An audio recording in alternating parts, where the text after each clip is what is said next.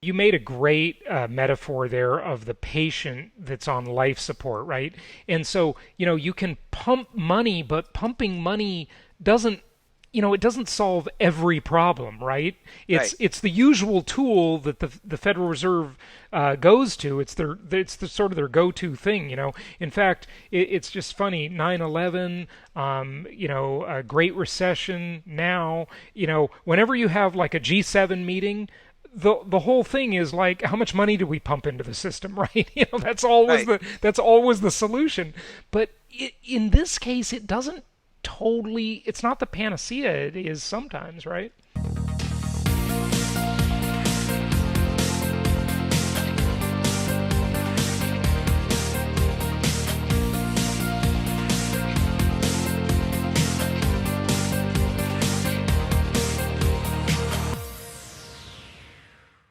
Right. Like in 2000, basically we're following the playbook of 2009, Mm-hmm. 2008, 2009. So the Federal Reserve over the past 2, 3 decades has gotten a lot more sophisticated about the ways they can help the economy. So back in the 90s, Alan Greenspan would just cut rates and that Mm-hmm. would do it. Yep. After 9/11, there was some stimulus checks and it was mostly just cutting rates.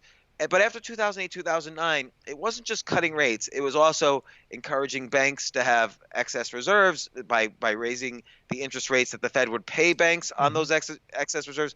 They started buying, mortgage-backed securities and going out a little bit further than just treasury bills. And they're doing more of that now. They're doing Right. the same but more now. And again, you're right. If nobody's buying goods, it does nothing to help the economy. It does zero. Yeah. So the economy has to move first. And is this stimulus enough? Are the right people getting it? Was this the right macroeconomic theory? I don't know. This is a giant experiment. Two Yeah. trillion, just like to replace spending. I don't know if that. We'll see if it works. I mean, it's probably better than nothing. And then we have massive deflation right now on some things, but like you pointed out, depending on how efficient the industry is, there might be inflation. And then of course structurally, does all this increase in dollars result in inflation? It's unclear. Right now, the rest of the world buys our dollars and that's a deflationary pressure. But I do think specifically you're going to see things like commercial real estate has to have a mini financial crisis after this.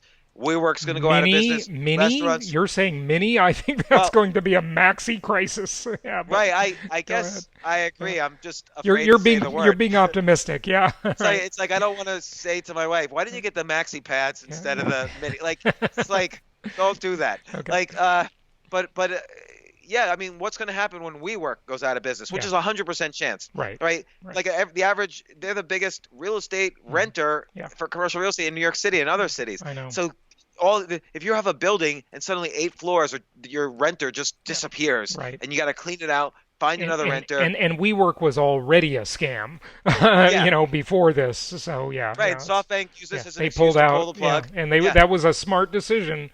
So poor Adam Newman, he's only going to be a millionaire, not a billionaire.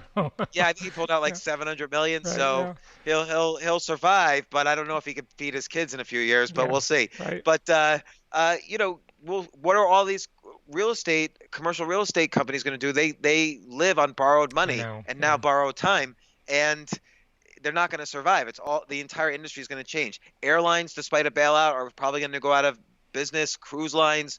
I don't know if Las Vegas is going to be able to stay in business. Are you going to Las Vegas anytime soon after this? Like, would you even that's plan that? that's that's the PTSD kind of concept that I'm talking about. Like, Yeah.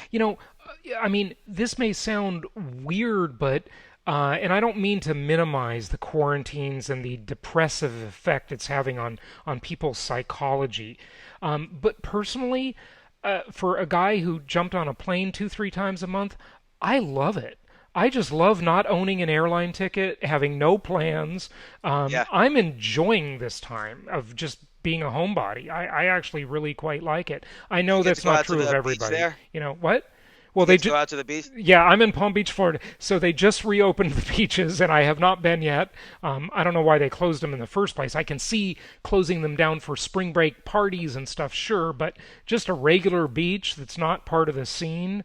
That seems sort of silly to me that they closed them. But Yeah, yeah, and look, there's a lot of evidence that vitamin D and right. the It's good for sunshine you. The helps. the Yeah, UV. helps Yeah, against yeah, the virus. yeah. And kids need to go outside and run around and No play. And question. No question. Central Park here is I don't want to say it's crowded, but there's a lot of people there even right this moment, and Mhm. there's appropriate social distancing and Right. masks and Yeah. so on. As long as people are doing the thing right. But what I meant to say by that is that as part of the PTSD concept, I think people will get used to and maybe be okay with a little bit of a simpler life.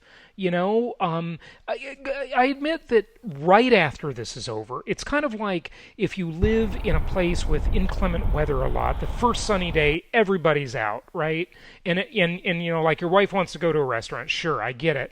But after a while, I think the new normal will be like a lessening of a demand for that. Fewer trips, fewer cruises, fewer restaurants, fewer bar. I mean, people will still do it. I just don't think it'll be as often. Yeah, that could be like look at after 2009. I bet you if we did a Google trend search on minimalism, Hmm. and then you had the It whole Marie increased. Kondo Yeah. thing and so on. I bet you minimalism really became in Yeah. vogue Hmm. after 2009. Kind of the not that it was the death of Yeah. consumerism, but it was a sickness. Yeah. And probably a similar thing will happen here. And I think what I'm seeing when I talk to people, and who knows if it sticks, is that the whole kind of lifestyle influencer you see on Mm. Instagram and TikTok, I Right. feel like that's over, and Yeah. people now are looking for more, you know, mental health solutions, stress solutions, Right. spiritual Right. solutions. Yeah. And how does that translate into the economy? Look, there's definitely going to be some cheap stocks out there, like we're talking right Mm. now Yeah. over the internet. Hmm. And bandwidth has increased so much that companies like Netflix and YouTube Hmm. are saying we're going to decrease the bandwidth quality Right. or the bandwidth needs of our videos for a short term because there's so much demand Yeah. now. Right. They did that And in Italy when the quarantine first happened there. Yeah.